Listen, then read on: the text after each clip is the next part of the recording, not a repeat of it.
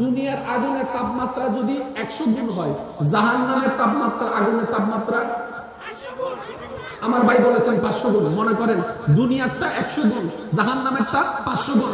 দুনিয়ারটা একদিন, জাহান্নামেরটা 500 দিন। দুনিয়ারটা 24 ঘন্টায় একদিন, 24 ঘন্টায় একদিন।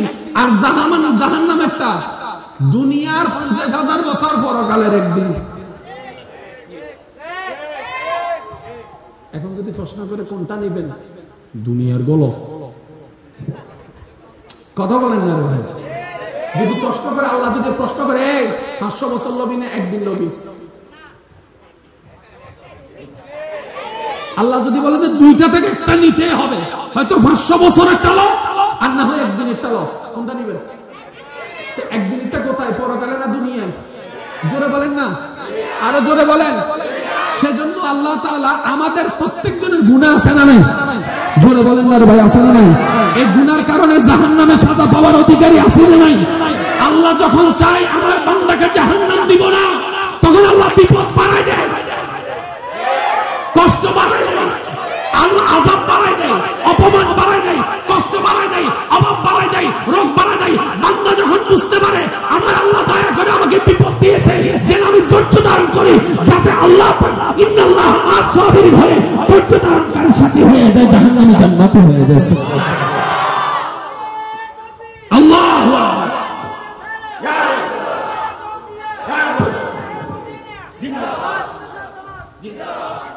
এবার আসেন অঙ্কটা একটু বোঝার চেষ্টা করি। আমাদের ভিতরে কি সবাই আল্লাহর প্রিয় হতে পারছি?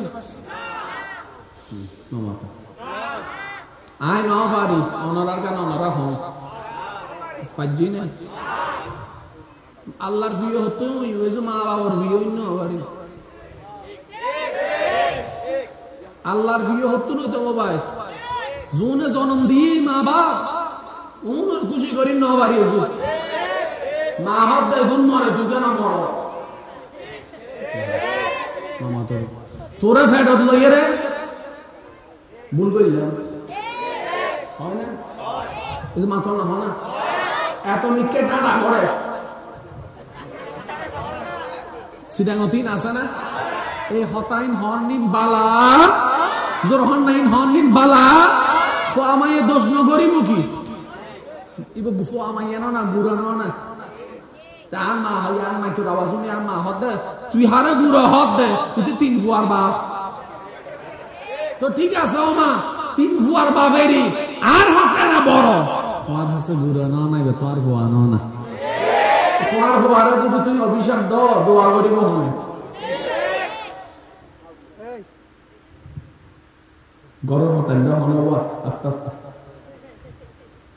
ও মা তুই দোয়া না করলে ফুয়া করে দোয়া করিব হয় অভিশাপ নজ্জ ফুয়াবুল গরক অবা গরক তুমি বাইর করি নজ্জ ফুয়াবুল গরক হারাম।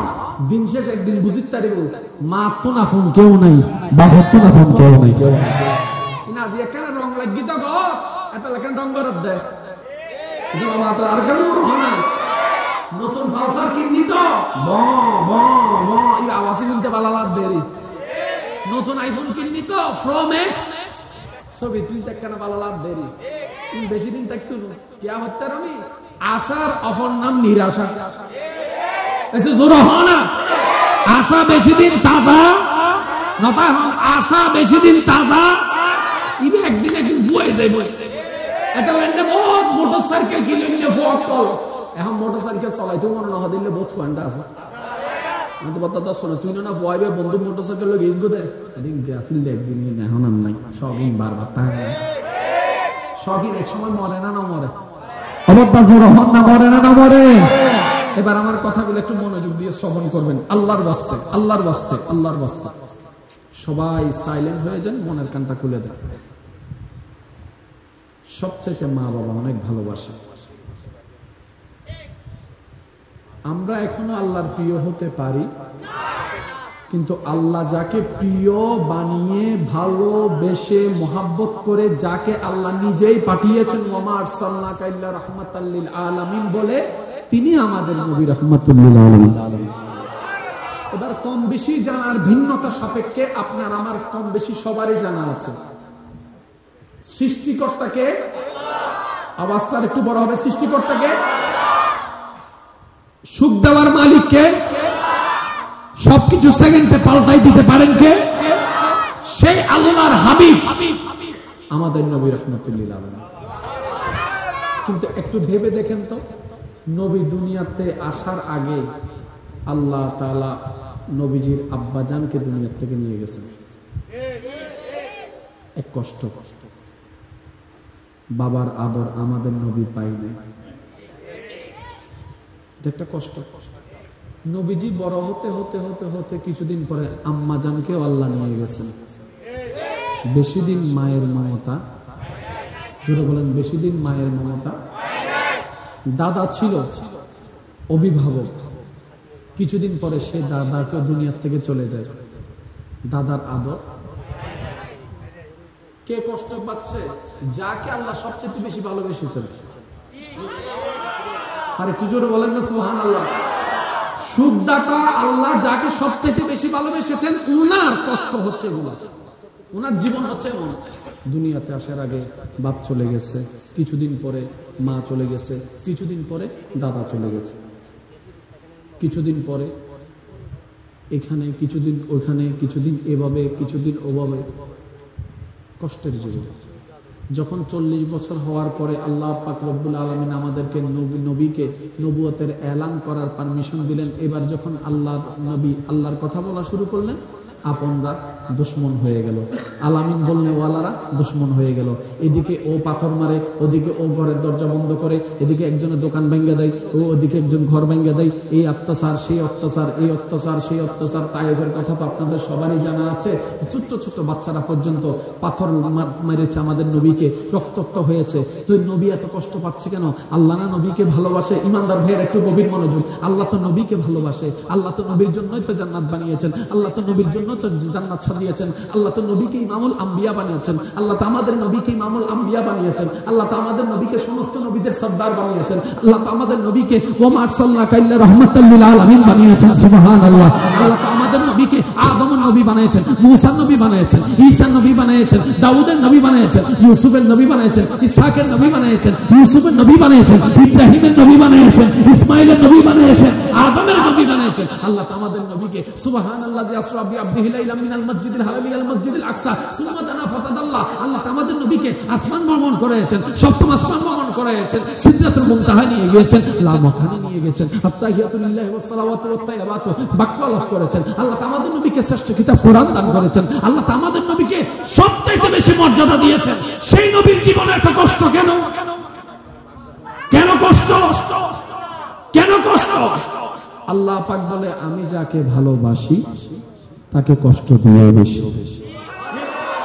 আর একটু জোরে বলা যাবে সুবহানাল্লাহ। আমি আল্লাহ যাকে ভালোবাসি বেশি তাকে কষ্ট দিও বেশি। এবার দেখেন আদম নবীর জীবনে চোখের পানি আছে, শুনি নাই? আদম নবীর জীবনে চোখের পানি আছে, মূসা নবীর জীবনে কষ্ট আছে, ঈসা আলাইহিস সালামের জীবনে বদনাম আছে, মরিয়ম আলাইহিস সালামের জীবনে বদনাম আছে, ইব্রাহিম নবীর জীবনে আগুন আছে। আর একটু জোরে বলেন না আছে? ইউনূস আলাইহিস সালামের জীবনের মধ্যে মাছের পেটে থাকা আছে, আইয়ুব আলাইহিস সালামের জীবনের মধ্যে অশান্তি আছে, ইয়াকুব আলাইহিস সালামের জীবনের মধ্যে দুর্ভোগ আছে, ইউসুফ আলাইহিস সালামের জীবনের মধ্যে দুর্ভিক্ষ আছে। যারাই আল্লাহর প্রিয় তারাই কোনো না কোনো দুঃখ কষ্টের মধ্যে জীবন কাটাইছে। আল্লাহ মামলা তো বুঝলাম না, গভীর মনোযোগ। আশা করি এখানে আমাদের অনেক প্রশ্নের উত্তর থেকে যেতে পারে। আল্লাহ মামলা তো বুঝলাম না, আমরা যারে ভালোবাসি তারে আগলাই রাখি, আমরা যারে ভালোবাসি তারে কষ্ট পেতে দিই না, আমরা যাকে ভালোবাসি তাকে কাঁটার আঘাতও দিতে দিই না। আল্লাহ তুমি ভালোবাসো, তাদের এত কষ্ট দিচ্ছ কেন? রব্বে করিম বলে, তোমরা তাদেরকে যে কষ্ট পেতে দেখছো এটার নাম দুনিয়া, যেটা আজ না হয় কাল। ইজা যুলজিলাতিল আরদু জিলজালাহা, ধ্বংস হয়ে যাবে। আমি আমার প্রিয়দেরকে সাময়িক শান্তি দিতে চাই না, আমি তাদেরকে জান্নাতের মতো নিয়ামত আজীবন দিতে চাই। সুবহানাল্লাহ, আল্লাহু আকবার।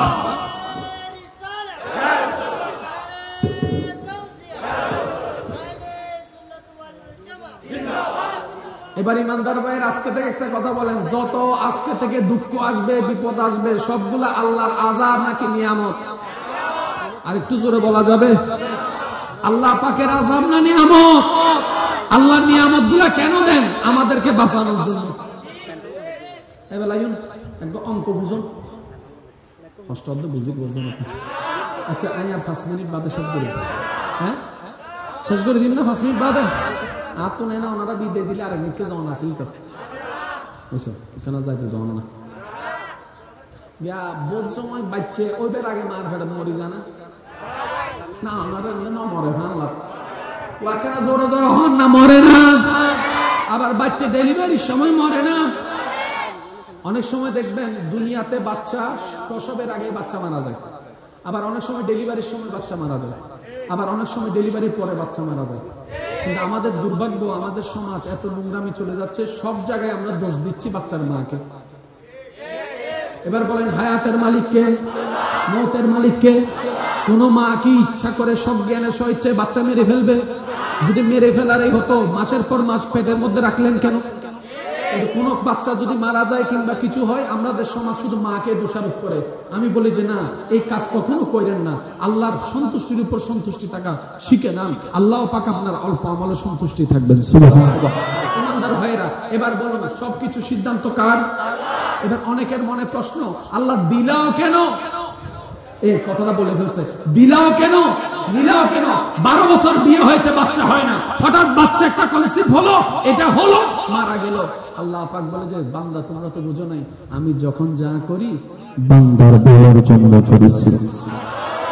আচ্ছা একটা বাচ্চা মারা গেছে কেন, মার ভালো কি বাপের ভালো কি আমাদের বিবেকে তো ধরে না। মনে রাখবেন, আমাদের বিবেকে ধরে না বলে যে মিথ্যা, বিষয়টা তা নয়। সবকিছু যে আমাদের বিবেকে ধরবে এমন কোন কথা? জোরে বলেন, এমন কোন কথা? বিজ্ঞানের আবিষ্কারের মাধ্যমে আমরা এখন মঙ্গল গ্রহের নাম শুনতেছি, মার্স শুনতেছি। বিজ্ঞান যখন ছিল না, মার্স তখনও ছিল, কিন্তু আপনি আমি জানতাম।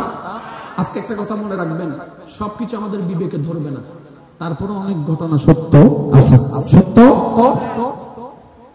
বান্দা জিজ্ঞেস করে, মওলা আমার বাচ্চা মারা গেছে, এত শোকের, এত আহ্লাদের বাচ্চা, এটা আবার কেমন দয়া? রব বলে যে ধৈর্য ধরো, যদি পারো ধৈর্য ধরতে তোমার জন্য নিয়ামত আছে। আর একটু জুড়ে বলেন না সুবহানাল্লাহ। এবার সবকিছু ধ্বংস হয়ে গেল, সবাই কবরে চলে গেল, কবর থেকে আল্লাহর হুকুমে সবাই হাসরে চলে গেল। হাসরে যাওয়ার পরে ওই মা বাবার বিচার হবে কি হবে না? আমলের বিচার হবে কি হবে না? দাড়ি পাল্লায় যাবে কি যাবে না? আল্লাহর কুদরতি ব্যবস্থাপনায় ওই মার হিসাব, বাবার হিসাব, দুজনের আমলনামা গুনাহ বাড়ি হয়ে জাহান্নামে। ফেরেশতা তাদেরকে টেনে টেনে জাহান্নামে নিয়ে যাচ্ছে। বুঝবেন, ফেরেশতা তাদেরকে টেনে টেনে জাহান্নামে ফেলে দিবে।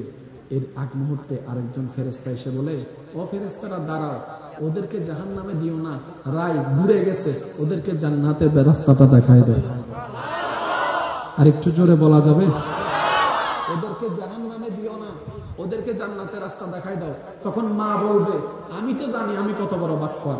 বাবা বলবে, আমি তো জানি আমি কত বড় গুনাহগার, আমরা তো জান্নাত পাওয়ার যোগ্য না, কিন্তু জান্নাত পাইলাম কেমনে? তো ফেরেশতা বলবে, আরে তোমাদের জন্য একজনে জান্নাতের দরজায় দাঁড়িয়ে আল্লাহর দরবারে বারবার দরখাস্ত করতেছে, আল্লাহ ওদেরকে ছাড়া আমি জান্নাতে যাব না।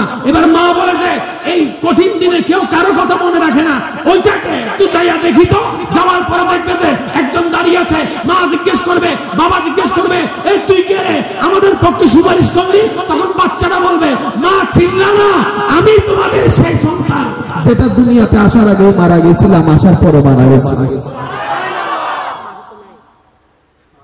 তো যাদেরকে বড় করছি লাইলা বাইলা, তারা তো কেউ মনে রাখে নাই। বুঝবেন আমার কথাটা, বুঝবেন? যাদেরকে খাওয়াইয়া তারাইয়া বড় বড় করলাম, তারা হাসরে মনে রাখে নাই।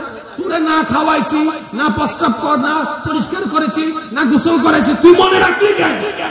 তোমাদেরকে এই কঠিন দিনে আল্লাহ উসিলা করে পাঠানোর জন্য ওই দুনিয়াতে সাময়িক 3-4 দিন জান্নাত করেছেন, যাতে তোমরা আজীবন হাসতে পারো।